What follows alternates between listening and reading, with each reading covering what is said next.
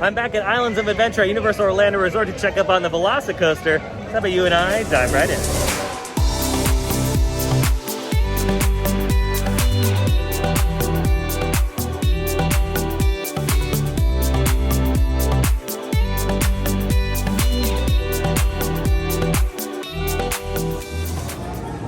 Alrighty, we made it into Islands of Adventure. Let's check out some VelociCoaster updates. I might be doing some testing today, which is nice. Now let's just dive right into it. Alright, we're gonna make our way around the Lost Continent and see if we can get some better angles of the VelociCoaster. Michael's dancing to the music, and of course, we can't complete our Islands of Adventure day without saying hello to our creature bird thing. Hello, giant creature bird thing with, I don't know. It just looks so pretty from this side too. I love the rock work, it's really cool. They finished up a lot of the greenery that's going on it and the coloring. And look, they've opened up this part so we can see right through it, which is neat. You can see they have some red lighting on right here on the fence, which is really cool. And then also, you can see they have the fence up, like not the fence, but the boarding that goes right behind the fence. That'll probably come down once the attraction is done. But right now they just want to keep everything kind of on the DL as far as looking into the bottom right there. But yeah, isn't this awesome? Oh, look at that, and the lights change to blue now. So they go from red to blue, and I wonder if the red means like the velociraptors escaping. It's gonna be really neat when they remove that boarding so you can see right through into the structure. You see how deep it goes. There's supposed to be a waterfall, I think. It was in the concept art, and I always said that like during construction that there might be a waterfall kind of coming down somewhere. So that'd be kind of really cool if you flew by a waterfall. That would just make this even better. Yeah, I gotta say, now that the fence is down, like the construction fence, this does look a lot better. And then they kind of painted it. You see some of the distress that they've done on here as well, and with the lights and everything. This probably looks really nice at night as well.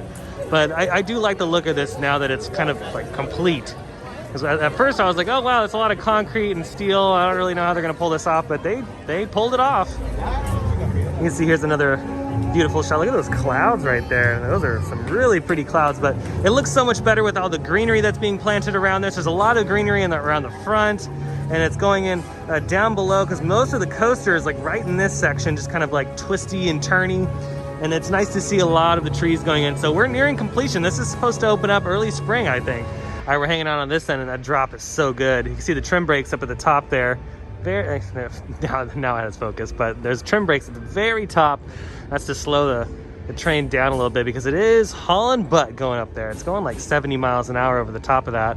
And plus it needs to slow down just a tad, because these elements over here, like the stall and the Heartline roll, if you were going a little too faster through these things, you'd probably have a lot of people passing out, because it's really hard to handle the G's. But this is going to be such a great part of the coaster.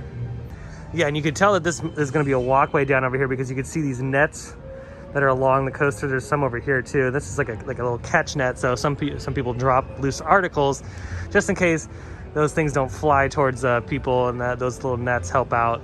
But yeah, this is a good finale to the ride, especially this. Look how long this stall is too. It starts all the way right here, and you go all the way right there. It's really cool to see VelociCoaster running, and they're doing it. It seems like they're doing it at different speeds, because I've seen the coaster kind of crawl its way through the course in some spots, and then other times when they send it, it'll just be flying. So they are adjusting the speed of this thing, because the final speed of the coaster will be locked in eventually in the next couple of months once they finish testing, because the cycling on this is probably extreme. They're probably doing a few thousand cycles on it. And as far as the testing cycle is concerned, yeah, they're going to want to test this thing like thousands of times if they can get as many in, because it's like required by the safety regulations that they need to get as much going as possible. You can see here's a good shot of the queue space too. This is where you're going to enter to go into the ride instead of up on the main thoroughfare. They decided to do this down closer towards the water, which makes sense to me. It's away from everything, and it's easier to control the crowd. And plus, I mean, you got a gorgeous view down here of the coaster, especially when you see this thing run and seeing how fast it's moving through the course. Again, like I said earlier, they're doing a test and adjust, so things can change, but this might be pretty close to the final speed and what it's going to look like as far as how fast it's booking it through its course. And it sounds so smooth. I mean, it barely makes noise. It's not like Hulk where you can kind of hear it from a distance. This one's very quiet.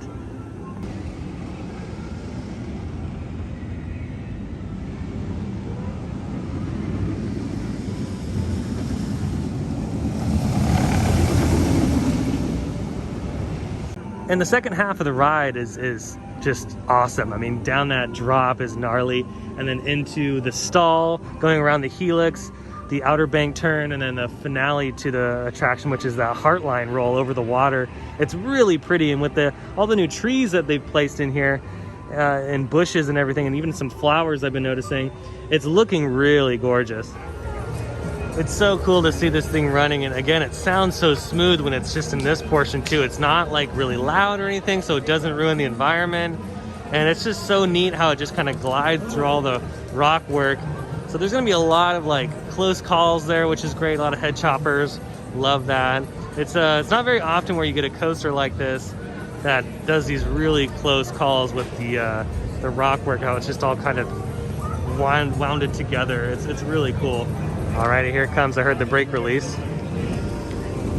There it goes. Look how quiet that is. So cool.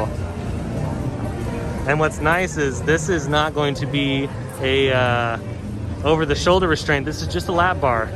Alrighty, there was the other brake release. Oh, you can hear that launch. It's gonna be a pretty powerful launch at the start there. Oh man, it's just, you can't even hear it. It's like smooth as butter. That's gonna be a great like pop of airtime right there, especially if you're sitting. I think this is gonna be a backseat coaster for me. I think the front's gonna be awesome, but oh man, I think the back seat's gonna be where it's at. Well, that's gonna do it for today's VelociCoaster update. I hope you enjoyed it. If you did, go ahead and smash that thumbs up button. If you're new to the channel and you love theme park content, hit that subscribe button and notification bell so stay up to date on every time I post new videos. I also have an Instagram account. I'll leave that link down below in the description. And a huge shout out to all my Buy Me a Coffee members that help me out every single month. You guys are amazing, and I really just appreciate that support. Other than that, I hope you have a beautiful day, evening, morning, whatever it is, and I'll see you next time in the parks. Bye.